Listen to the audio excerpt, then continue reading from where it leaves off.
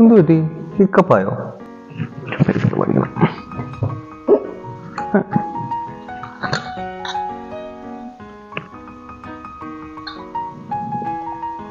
Okay ആയോ? അത്രേ ഉള്ളൂ.